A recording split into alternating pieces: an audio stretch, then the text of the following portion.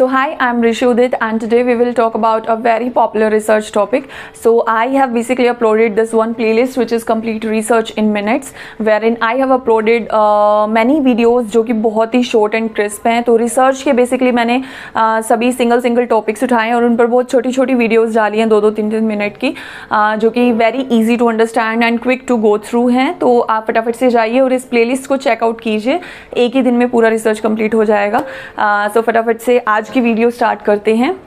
So in today's video we will discuss the chi-square test which belongs to the category of non-parametric test. Okay.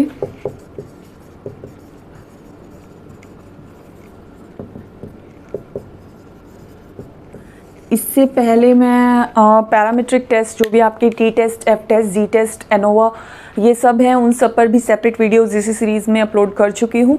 Now comes the non parametric test. इनको भी अब मैं one by one सभी test को describe करने वाली हूँ. So this comes first from this category which is chi-square test. Okay, most popular test under non parametric test.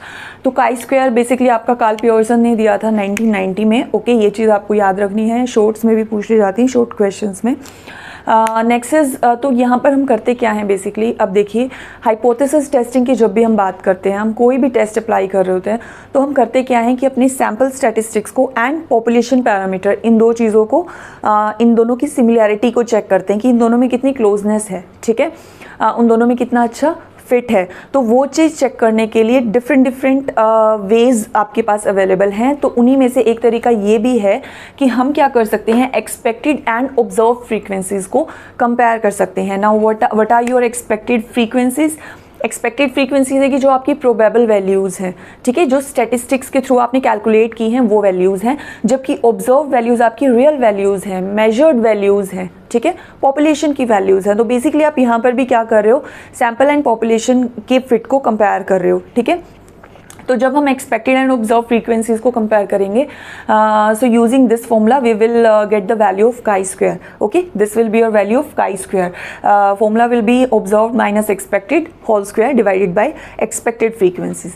ठीक है, अब जब ये chi-square की वैल्यू आ जाएगी तो इस chi-square की वैल्यू को कैलकुलेट करके now how will we decide कि हमें हाइपोथेसिस को एक्सेप्ट करना है या रिजेक्ट करना है. तो अब देखिए, हाइपोथेसिस को हम कब एक्सेप्ट करते हैं, जब सैम्पल और पॉपुलेशन के बीच में डिफरेंस जो है वो बहुत कम होता है. ठीक है, तो अब इन दोनों में भी जितना ज़्यादा डिफरेंस होगा उतना ही ज़्यादा chi-square का वैल्यू आ जाएगा.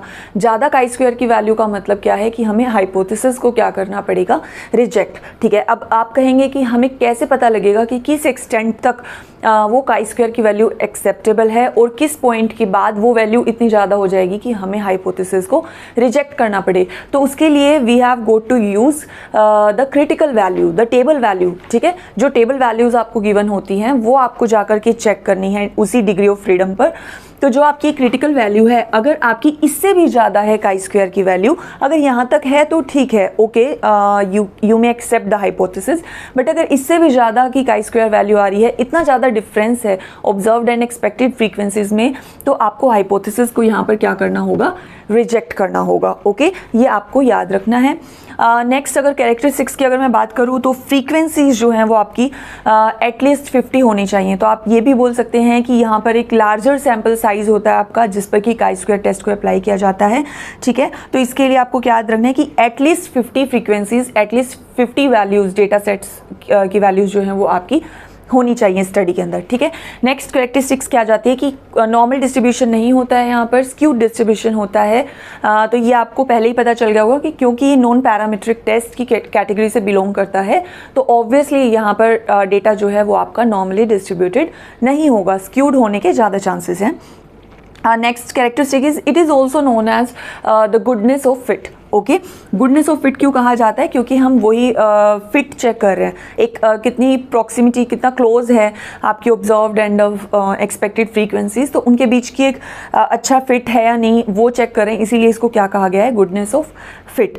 इसके अलावा एक चीज़ और आपको बस याद रखनी है कि डिग्री ऑफ फ्रीडम को कैसे कैलकुलेट किया जाता है. इसमें उसका एक फॉर्मूला आपको याद रखना है which is number of rose -1 and you have to multiply it with the total number of columns -1. Okay, this formula you have got to learn and you are good to go about the chi-square test.